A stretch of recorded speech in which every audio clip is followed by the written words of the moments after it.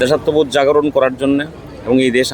দেশকে আমাদের ধরে রাখতে হবে এবং ইতিহাস থেকে শিক্ষা নিতে হবে কী কারণে আমাদের বিভাজন হয়েছে, কেন বিভাজন হয়েছে, তার পুনরাবৃত্তি যেন না হয়। এই সমস্ত বিষয়গুলো আমাদের দেশের যশস্বী প্রধানমন্ত্রী নরেন্দ্র মোদীজি, আপনারা জানেন যে 22 সালে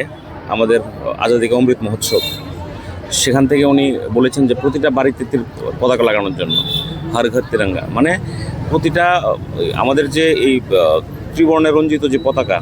সেটার মাধ্যমে প্রতিটা ভারতবাসীকে এক সূত্রে কীভাবে কাটা যায় এবং স্বাধীনতার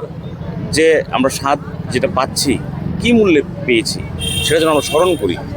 এবং আমাদের দেশকে যেন আমরা সুরক্ষিত রাখি, দেশপ্রেম যেন আমাদের মধ্যে জাগে।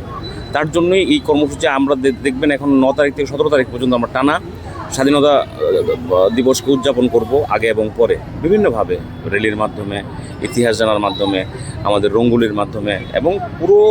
ভারতবর্ষের প্রত্যেকটা মানুষ এই স্বাধীনতার সঙ্গে যুক্ত এবং মানে এই স্বাধীনতার উৎসবের সঙ্গে যুক্ত করা। দেখবেন আমি কালকেই দেখছিলাম আমাদের তিরঙ্গা র্যালি যাচ্ছিল, মানুষ দুধারে দাঁড়িয়ে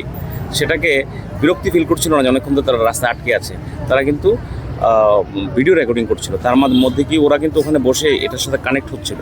তো এই যে বিষয়গুলো, এগুলোর মাধ্যমে আমাদের ভবিষ্যৎ প্রজন্মকে সুদৃঢ় করা, দেশপ্রেম জাগানো তাদের মধ্যে এবং আমাদের দেশ যেন সুন্দর থাকে, ভালো থাকে, তার জন্যই আমাদের বিভিন্ন কর্মসূচি নেওয়া হয়েছে।